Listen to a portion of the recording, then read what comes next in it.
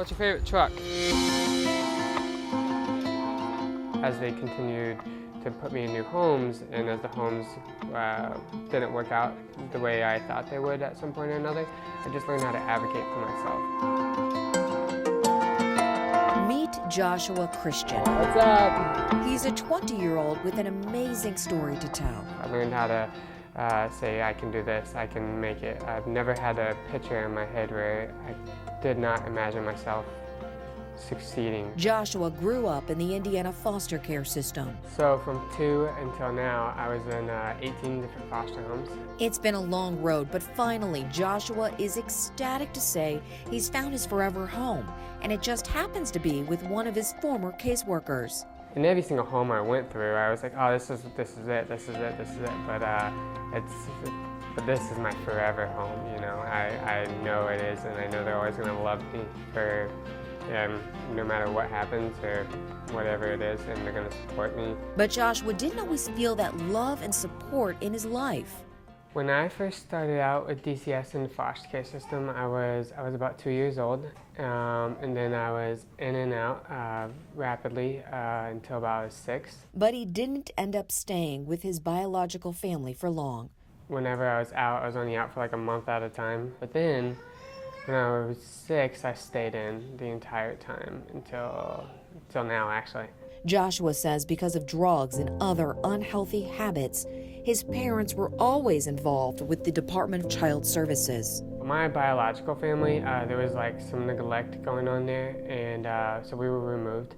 And I'm the youngest out of 6, so all the other kids have been removed before I was even alive.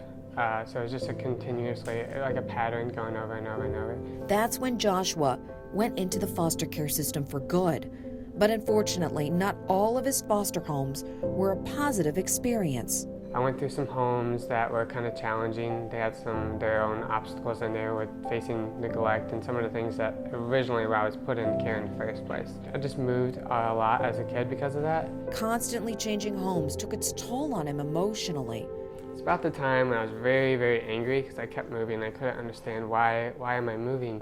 But then, when Joshua was around 16, he met the man who would change his life forever. The first time I met Josh was probably in 2014. I had started working as a caseworker. I visited him a couple times a week, and I would see him at school. I would go to any events and things that he had going on. Joshua says Matt took the time to get to know him as a person, not just a case number. He saw something in me, and I thank the Lord for that, and I think my dad just gave the time I needed and gave me the justice I deserved as a foster kid instead of the stigma that everyone's so bad when they're really not. Even after Matt changed jobs, the two kept in touch. I said, hey, you know, I'm taking this different position, but I'm still here for you. Reach out to me anytime you need me. Sometimes he would call me crying. Sometimes he would call me and tell me about some event that was going to be going on. When one of Joshua's last foster homes didn't work out, Matt and his wife had a frank conversation. We had talked about, you know, hey, let's look at this. Like how, you know, one was how comfortable are we bringing a teenager into our home? Fostering wasn't always something that they had even thought about doing. We looked at fostering and adopting after being married about 5 years, and we wanted children, and it just wasn't happening for us. That's when Matt and Linda decided to foster and adopt their 5-year-old son, Jonathan. Please put it in the barn. But bringing a 17-year-old into their home was something completely different.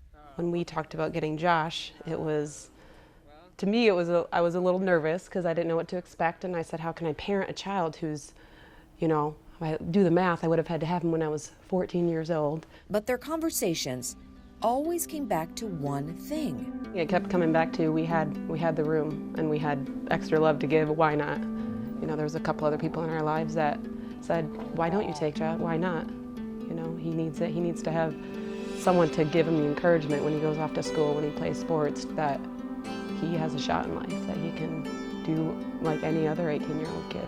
That's when Matt made the call. 1 week before my senior year started, I think I called him at 10:30 at night. and he was like, hey dude, what you doing? And I'm like, Why are you calling me? It's 10:30 at night. And just asked him if that would be something he would consider. I didn't want to say, hey, you're moving in with me. He's like, well, me and my wife have been talking, and if it's okay with you, we'd like for you to move in with us. You know, I wanted him to have the option to do that. And so I almost said no. I almost felt like I didn't deserve it. Joshua says fear almost made him turn them down. I was so excited.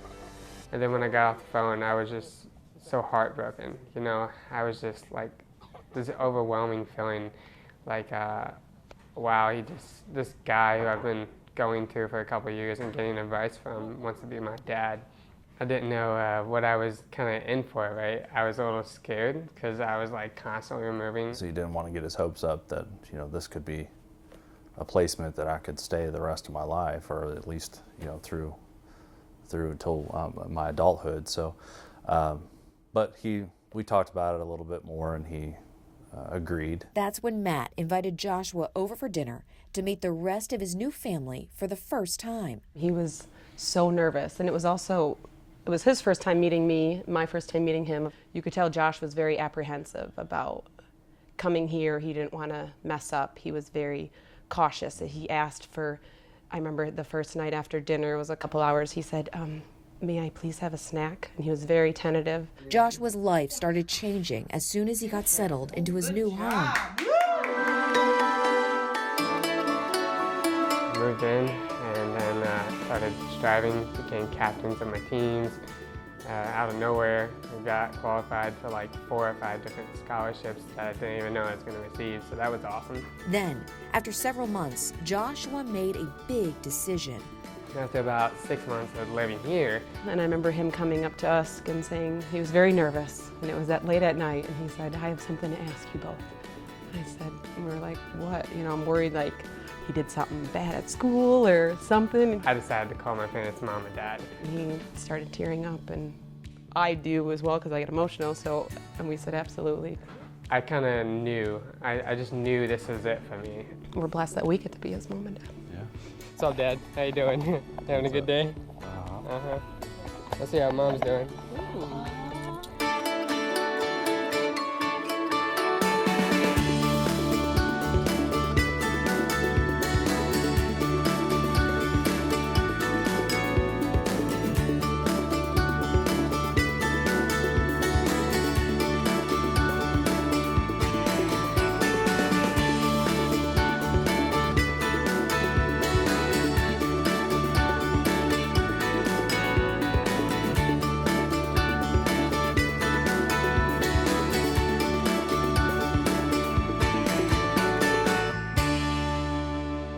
I'm a 2016 grad. Any 2016 grads in here? Anyone? Oh, no one. Okay.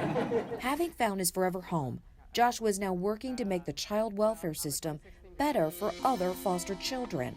I'm doing a lot of public speaking. I've been public speaking since I've been out of high school. Just events here and there between school. One day I would like to become a lobbyist and change policy.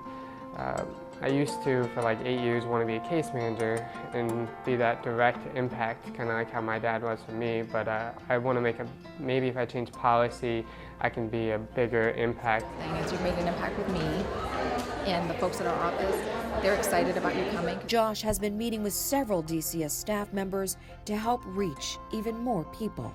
Josh is pretty special. He's a great young man.